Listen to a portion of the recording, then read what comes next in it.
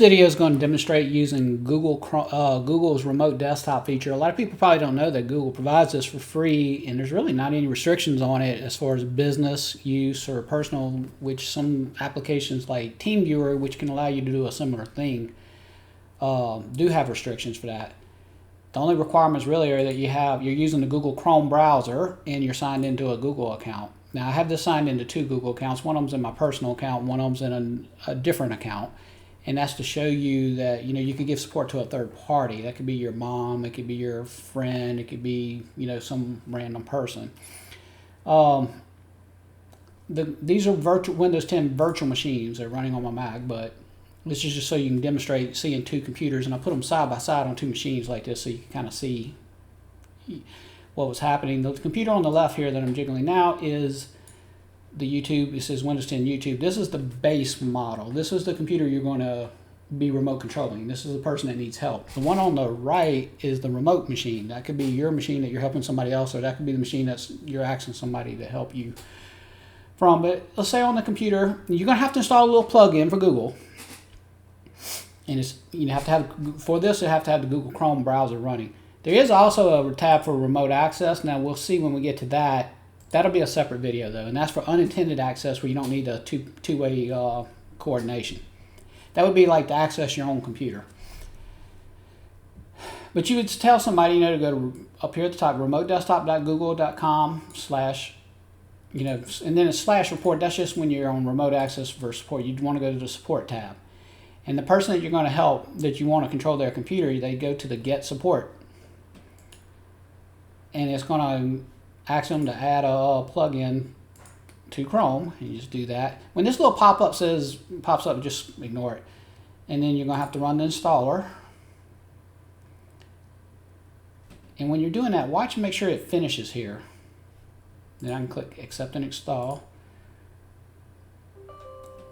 If you were logged in as a limited user, instead of this yes button, you might pop you for a password. So either put your password in or click yes here. And it's going to say almost there, generate a code to share it to the other person. Now, before we do that, on your computer, the computer that's going to give support, that you're going to remote control the computer on the left, on this right computer, let's go over and plug the plug in here. Oh, cancel. That's not the right thing. We weren't doing that here. We were going to come to give support. So let's come back to the computer where you wanted help from, generate code. And you see it'll give you a number here. It's good for 5 minutes. You could email that to the person. You could just tell them over the phone, however you wanted to get it to them.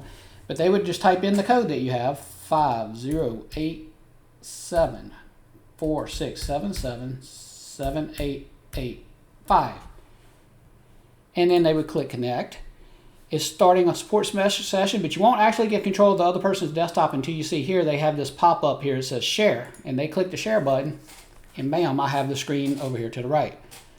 So this is, let's say this is you on this computer to the right in the remote location, and you're giving somebody support. Don't close Chrome though. Just, if you need to minimize Chrome, just minimize it.